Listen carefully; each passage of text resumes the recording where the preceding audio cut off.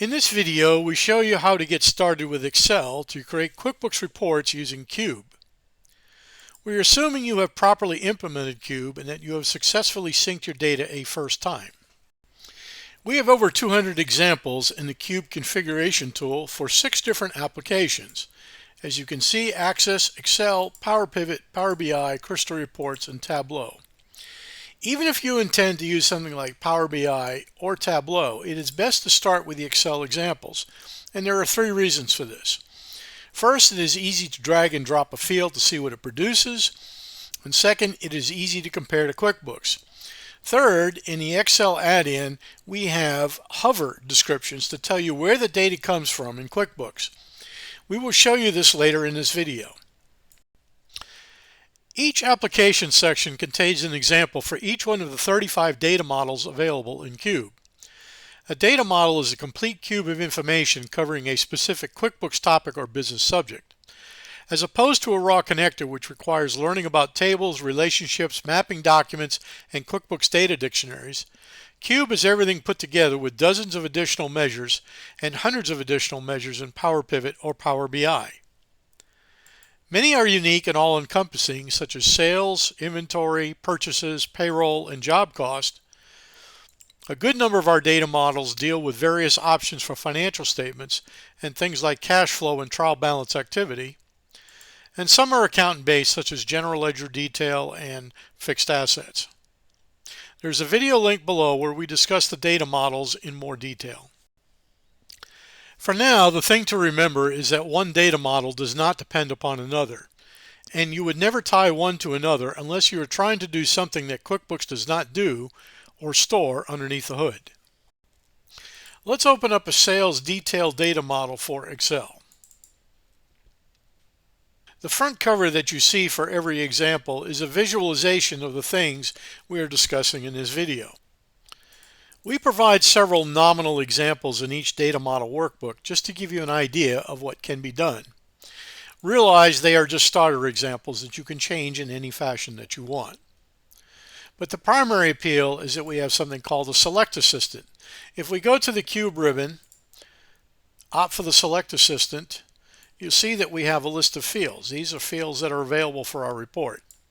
We show just a few to start off with. If you toggle this to show more fields, you'll see there are probably 1,750 fields available for just this data model alone. The top folder contains all of the measures that we have. And then the other folders contain things like list or document attributes, line attributes, geography, even linked transactions. So the great thing about the Excel add-in is that you can hover over any field and it'll tell you where it comes from in QuickBooks. It describes what the expected values are and how it was calculated. So this way you don't have to figure out anything that goes on underneath the hood of QuickBooks. We do that for you. All you have to do is just click on an item and it becomes available for your report. To show you how easy it is to use a pivot table with QuickBooks data, I have started with a blank canvas. So let's take the sales amount value and drag it into the values area. Values are things like amount or quantity. We'll see in a pivot table it has a value of 3.6 million. However, we have no idea what that represents or what it means. So if we took the customer name and dragged it into the rows area, now things have context. That 3.6 million is now split up against all these customers. Next, you may want to compare QuickBooks against QuickBooks. So at a minimum, we should get transaction date. We should get the document type. That's not here, so we'll go to the Select Assistant, go to Document Attributes, here's Document Type, click that to make it available for the pivot table field, and of course now we can drag this into our report. Then we want reference number, we got customer name, maybe we want the item name, and maybe the line item description. There's obviously more things that you could produce here, but this gives you an idea. And of course you want to probably pull in the company name so that you can filter out to your specific company if you have multiple company files here. You can also change the name of your column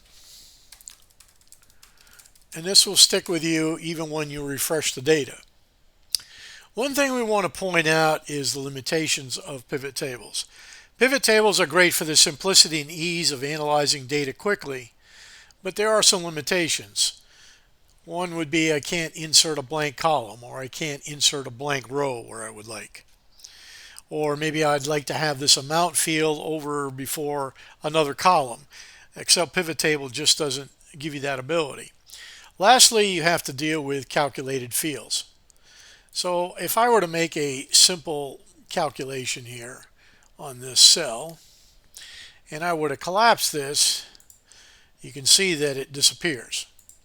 So Excel gives you only one way of attaching a formula, and that's through a calculated field. But this calculated field is only for something simple. I could take sales amount and add the cost of goods sold to get a profit margin, and that would work. But if I wanted things like month to date, year to date, those just would not be possible. This is a sales data model example for Power Pivot. Power Pivot gives you the natural ability to create the types of formulas for month to date, year to date, etc. If you look in the list of formulas over here, you'll see that Cube has already provided those for you. There are some 450 of these available. So now you have the option between using a regular pivot table to do simple analysis or something a little more sophisticated using Power Pivot.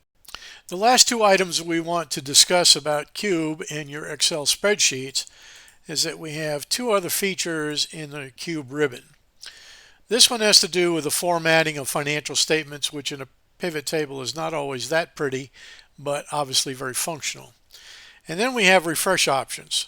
So you can refresh when you open a sheet, or auto refresh, or don't even refresh and just do a manual refresh.